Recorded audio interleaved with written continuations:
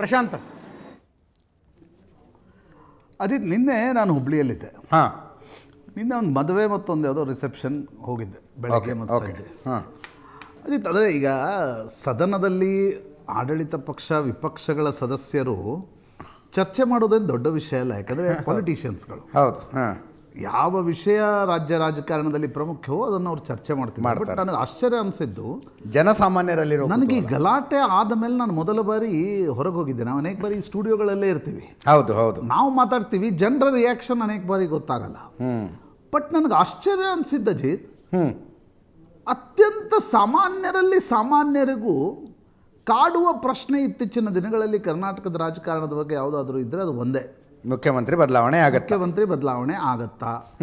ಮತ್ತು ನಾವು ಹೆಂಗೆ ಗೊತ್ತಿಲ್ಲ, ಈಗ ನಾವು ಪತ್ರಕರ್ತರಿದ್ದೀವಿ, ನಾವು ವಿಶ್ಲೇಷಣೆಯನ್ನು ಮಾಡ್ತೀವಿ. ಜನ ನಾವು ಸೋಷಿಯಲ್ ಮೀಡಿಯಾದಲ್ಲಿ ಕೆಲವು ವಿಶ್ಲೇಷಣೆಗಳನ್ನು ಕೇಳ್ತೀವಿ, ಏನೇನೋ ಬರಿತಾ ಇರ್ತಾರೆ. ಹೌದು. ಬಟ್ ಜನರ ಒಂದು ಪೊಲಿಟಿಕಲ್ ಮ್ಯಾಚುರಿಟಿ ಇರುತ್ತೆ, ಎಲ್ಲಿಂದ ಎಲ್ಲಿ ಸಮೀಕರಿಸ್ತಾರೆ, ಎಲ್ಲಿಂದ ಎಲ್ಲಿ ಮಾತುಕತೆ ನಡೆದಿತ್ತು. ನನಗೆ ನಿನ್ನೆ ಆಶ್ಚರ್ಯ ಅನ್ನಿಸ್ತು. ಯಾರೋ ನನ್ನ ಹತ್ರ ಒಂದು ಮಹಿಳೆ ಬಂದು ಹೇಳಿದರು, ಅವರಿಬ್ಬರ ಮಧ್ಯೆ ನಡೆದಿತ್ತಾ ಹಂಗೇನಾದರೂ 2.5 ವರ್ಷ.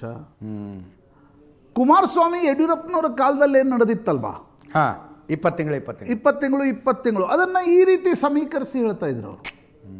ನೋಡಿ, ಅಂದರೆ ಜನರಲ್ಲಿ ಆ ವಿಷಯದಲ್ಲಿ ಡಿ ಕೆ ಶಿವಕುಮಾರ್, ನಾವು ಯಾವತ್ತಿಗೂ ಹೇಳ್ತಿದ್ವಲ್ಲ, ಪರ್ಸೆಪ್ಷನ್, ಬರೀ ಪೊಲಿಟಿಕಲ್ ಎಕೋಸಿಸ್ಟಮ್ನಲ್ಲಿ ಅವ್ರು ಪರ್ಸೆಪ್ಷನ್ ಕ್ರಿಯೇಟ್ ಮಾಡಿಲ್ಲ, ಜನಸಾಮಾನ್ಯರಲ್ಲೂ ಕೂಡ ಒಂದು ಪರ್ಸೆಪ್ಷನ್ ಕ್ರಿಯೇಟ್ ಆಗಿದೆ. ಇವ್ರ ಬೆಂಬಲಿಗರು ಜಾತಿಯ ದೃಷ್ಟಿಯಿಂದ, ಸೈದ್ಧಾಂತಿಕ ದೃಷ್ಟಿಯಿಂದ ಇವ್ರ ಜೊತೆ ಇದ್ದವರು ಸಿದ್ದರಾಮಯ್ಯನವರೇ ಮುಂದುವರಿಬೇಕ್ರಿ 5 ವರ್ಷ ಅಂತ ಹೇಳ್ತಾರೆ. ಹೌದು ಹೌದು. ಅವರು ಶಾಸಕಾಂಗ ಪಕ್ಷದ ಸಭೆಯಲ್ಲಿ ಏನಾಗಿತ್ತು ಅನ್ನೋದನ್ನು ವ್ಯಾಖ್ಯಾನ ಮಾಡ್ತಾರೆ. ಡಿ ಕೆ ಶಿವಕುಮಾರ್ ಪರವಾಗಿದ್ದವರು, ಸ್ವಲ್ಪ ಈ BJP ಮೈಂಡೆಡ್ ಇದ್ದವ್ರಿಗೂ ಡಿ ಕೆ ಶಿವಕುಮಾರ್ ಮುಖ್ಯಮಂತ್ರಿ ಆಗಬೇಕು ಅನ್ನೋದರ ಹೇಳೋದನ್ನು ಜಾಸ್ತಿ ನಾವು ನೋಡ್ತಾ ಇದ್ದೀವಿ.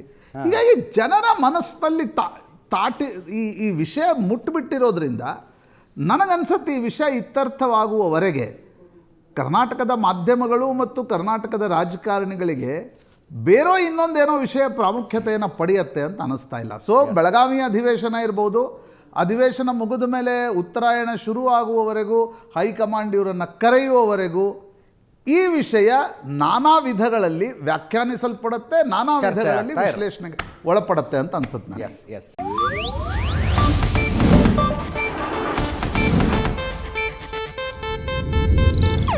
ಇದು ಏಷ್ಯಾನೆಟ್ ನ್ಯೂಸ್ ನೆಟ್ವರ್ಕ್ ಪ್ರಸ್ತುತಿ.